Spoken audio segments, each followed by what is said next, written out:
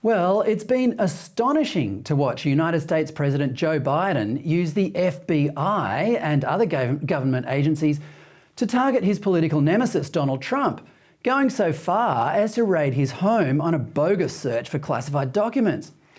The use of the state for political purposes is something we thought only happened in banana republics.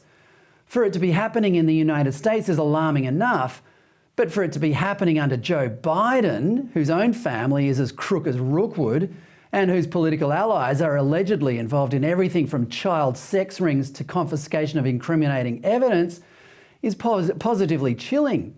It makes you glad you live in Australia. Or does it? Politics is now more adversarial than ever. It's now a zero-sum power game where holding on to office requires, in the famous words of former Labor Minister Graham Richardson, whatever it takes. The latest iteration of this is the inquiry announced yesterday into the secret portfolios of former Prime Minister Scott Morrison. His successor, Anthony Albanese, is trying to make conspicuous mileage from this. What he doesn't stop to contemplate is that there are as many reasons to inquire into Labor's abuse of power, such as scrapping the Australian Building and Construction Commission or the relaxation of rules regarding the way super funds report how they've spent members' money. Both of these reek of conflicts of interest and have direct effects on punters like you and me. But no, instead, Albo is stamping his little foot and demanding we get to the bottom of the powers Morrison unwisely acquired, but for the most part, wisely never exercised. My next guest is the great Stephen Cenatiempo, the breakfast announcer at Canberra's 2CC, who has some strong opinions about this. Stephen, welcome back to the show. G'day, Fred. So, Stephen, I think Australians were right to be concerned about this power grab by Morrison at first, but now it's just Albo trying to score easy political runs, don't you think? Absolutely. I think there's two parts to it. Sure, it's scoring political points. It's a bit of a get square for the Royal Commission into the unions, but I think now it's just become a distraction from the actual game of government. I mean, the reality is that Anthony Albanese's come to power, has realised that government is a lot harder than he thought it was going to be when he was in opposition, and anything he can do to distract from actually getting on with the job is the name of the game these days. I mean, he promised in the lead up to the election that he was going to increase real wages. Well, we now know that real wages are lower than they were 10 years ago and are the lowest they've been in a long, long time. He was going to reduce our energy prices. Well, I got a letter from my energy provider yesterday telling me that my energy bill's going up $15 a week. So, all of the things that he said he was going to do, except, of course, for the Indigenous voice to Parliament, which seems to be the only thing he's focused on other than the get square with Scott Morrison, is absolutely appalling. But I think Richard Marles belled the cat when he said that there needs to be political consequences for Scott Morrison's behaviour, not consequences because he might have contravened the Constitution or might have done something illegal, as we now know that he hasn't, because the Solicitor General handed down a report saying there was nothing actually illegal about what he did. But I always thought political consequences were delivered by us, the voter at the ballot box, and we did that. When is this going to be over? Very good question. Also, regarding the Solicitor General, I thought there was a slight inconsistency about his finding yesterday. Stephen Donoghue couldn't find anything illegal in Morrison's behaviour, but he also said that Morrison, quote, fundamentally undermined, unquote, the democratic process. I think he's having it both ways here, Stephen. Surely the only way to fundamentally undermine democracy is to do something illegal. Well, that's right. But I think the problem is, Fred, is we've lost sight of what democracy means. Democracy means rule by the people, which means we make a decision at the ballot box. Once we elect somebody, they get on with doing the job, whether we like it or not. And then we have a chance at the next election to say, well, no, we're going to exercise our democratic right to say we weren't happy with what you did for the last 3 years, which is exactly what we did. But this concept that this is the greatest existential crisis in Australia's political history, or since 1975 at least, is just absolute bunkum. This is clearly a distraction from the fact that Labor has come to power and gone, well, now what? I've suddenly got a funny image of Albo walking the corridors of Parliament House with a confused look on his face. But anyway, but let's get out of Canberra for a change and talk about the Liberals in New South Wales, because you are well connected to the Liberal Party in New South Wales.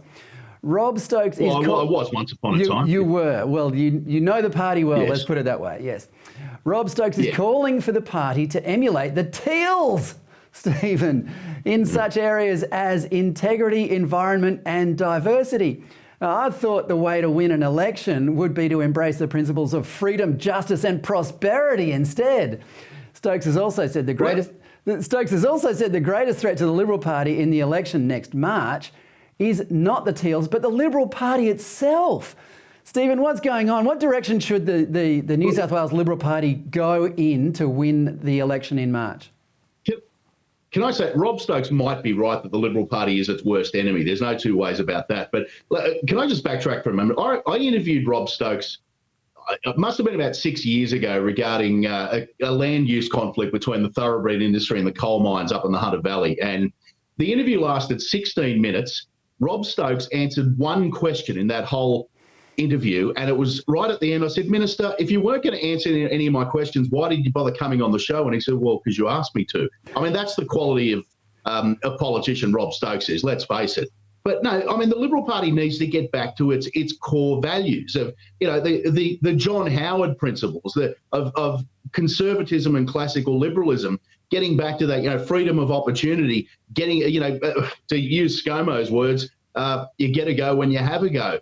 I mean, all of this rubbish of trying to emulate other bodies is just absolutely ludicrous. I mean, and I've said this time and time again, why would you vote for the counterfeit version when you can vote for the real version? So if we're going to emulate the Teals, why wouldn't you just vote Teal? It's absolutely extraordinary. And let's be honest, it's the Rob Stokeses of the world and that left faction of the Liberal Party, the Matt Keans, etc., that have destroyed the New South Wales Liberal Party. If they get back to classical liberalism and conservatism, people like Nathaniel Smith and Anthony Roberts and those guys, if they let them lead the charge, if Dominic Peritek finds his true self, they've actually got half a chance of winning the next election. If they keep going the way they're going, they are going to get absolutely routed.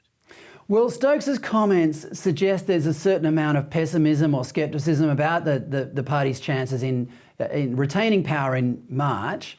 That leads to questions about who's having second thoughts about even running, Stephen. Are you hearing that anyone's going to jump ship, and will they even be missed? Look, the only one I've heard definitively is Jeff Lee, the member for Parramatta, and there'll be no great loss there, that's for sure. I know that Chris Galapagos has decided to go up on the North Coast, the Nationals member for Clarence. Now, he will be a loss because he's actually a force to be reckoned with in his own electorate. And he's one of those Nationals that will actually stand up to his own government when they get out of line. But I get a feeling there might be more to that on a personal level for why he's decided that he's had enough. But, I'm hearing rumblings that there are some others around that are going to go, but most of them are from that Matt Kean left faction. And, if they're gone, well, I think the Liberal Party's only better for them. And it gives them an opportunity, even if they do lose, to rebuild, much like at the federal level now. All of the deadwood got cut out at the last election. There's an opportunity for Peter Dutton to rebuild if he can take the reins, and the opportunity is the same in New South Wales. Well, that's a positive way of looking at it. So what are the odds that Peritek can still win in March?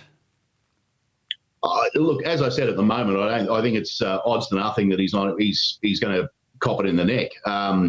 But, I think if he can be encouraged by some of his truer and more traditional supporters within the party, and let's be honest about this, the rank and file membership of the Liberal Party in New South Wales are inherently conservative. They are traditional Liberal voters.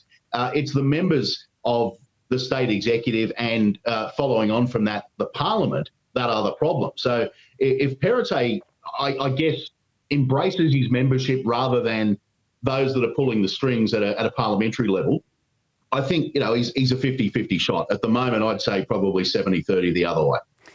Never forget the forgotten people, as Robert Menzies might say. Now, let's move to Canberra.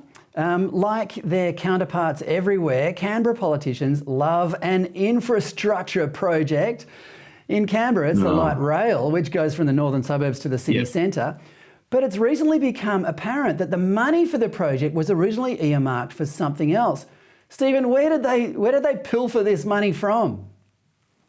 Well, the latest analysis was, and this all came about by the Canberra Liberals, the opposition here, doing an analysis of budgets over the last few years.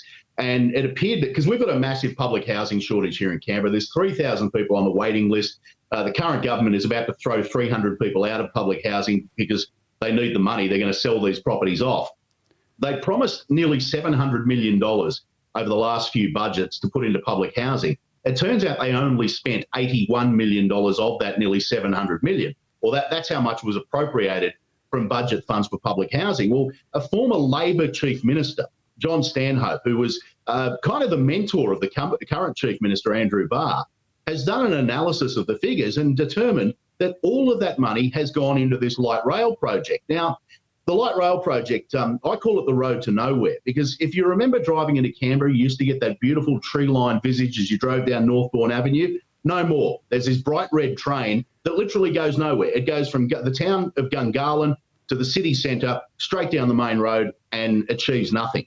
But because we've got a Labor Greens government here that loves any sort of green project, and if they had their way, we'd all be riding push bikes or walking to work, they've gone for this light rail, and everything else has been neglected because of it. Probably most our health system, because there was a suggestion that billions had been ripped out of the health system. Money that was earmarked for a redevelopment of the Canberra Hospital had gone into light rail. Now we see that money has been ripped out of public housing to go into light rail. This is supposed to be the most progressive government in Australia, and it seems to be the only people they don't care about are poor people or sick people. It's extraordinary. Well, that leads very well onto our next topic, and it's actually a heartbreaking one, and it involves Canberra Hospital. It's the tragic story of 5-year-old Rosalia. This is one of the most heartbreaking stories I've heard lately, and it only gets worse the more you hear of it. And it sheds a very disturbing light on the attitude of some public hospital staff. Now, Rosalia started feeling unwell on June 28, and her mum took her to a GP. She was 4 years old at the time. She was diagnosed with an ear infection. She was still unwell the next morning, which happened to be her 5th birthday. And she was lethargic and had a puffy face. She's normally a very energetic child, and this alarmed her mum. She was taken back to the GP, who said, take the kid to Canberra Hospital.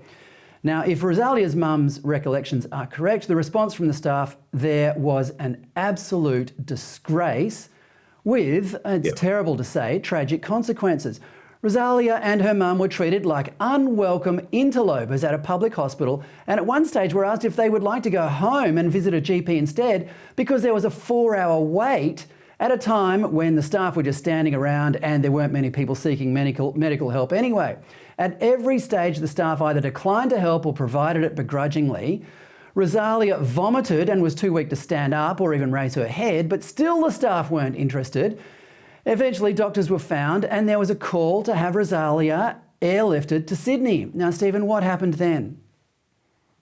Well, unfortunately, while they were waiting for the helicopter to arrive, little Rosalia died, as it turns out, from influenza A. And it's just a tragic story. I mean, I'd call it a comedy of errors, but that almost diminishes what actually happened.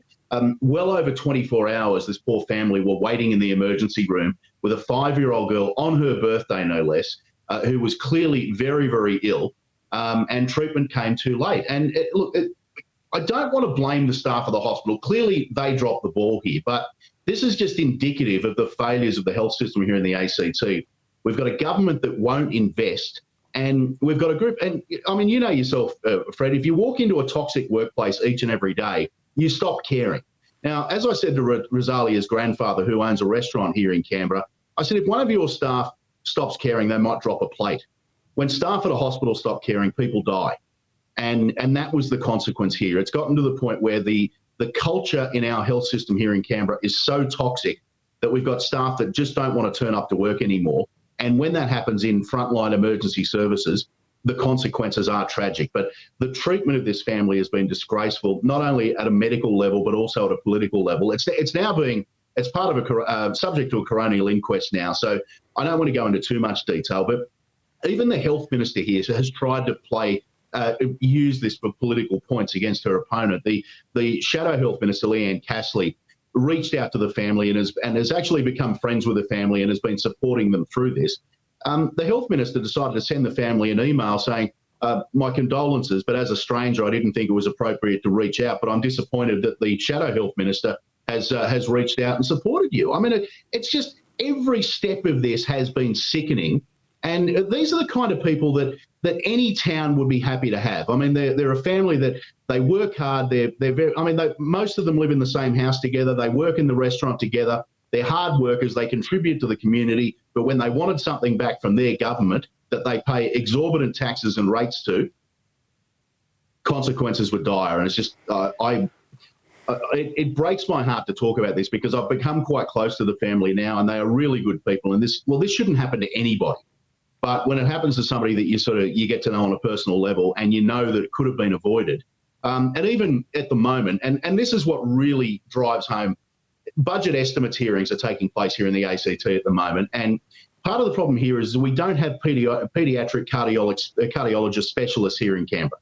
So if something like this happens to Rosalia, so it was influenza, but it was eventually her heart that gave out because of the lack of treatment. And the response from the government is, well, we're too small. We can't afford to have our own specialists, and we have no interest, no inclination to make sure that we have a paediatric cardiology unit anywhere in Canberra. It's dismissive every time anything it needs doing, unless, of course, you want to buy an electric car or you want to drive a tram or you want to do some sort of absolute woke BS. That's all of this government cares about. When it comes to the fundamental basic services of healthcare, law and order, don't get me started on our lack of police and the crime waves down here. We're going to legalise hard drugs. Ice and heroin are going to be decriminalised in the ACT. Just the basics get forgotten every time, and people are now dying because of it. It's just heartbreaking, Stephen, and good on you for reporting it. I've listened to your interview with Rosalia's mum, and it's very moving. I hope the family finds some strength at the end of all this. Stephen Cenatiempo, thanks so much for your time. Thanks, Fred. Talk to you next week. That's Stephen Cenatiempo, the breakfast presenter at Canberra's 2CC.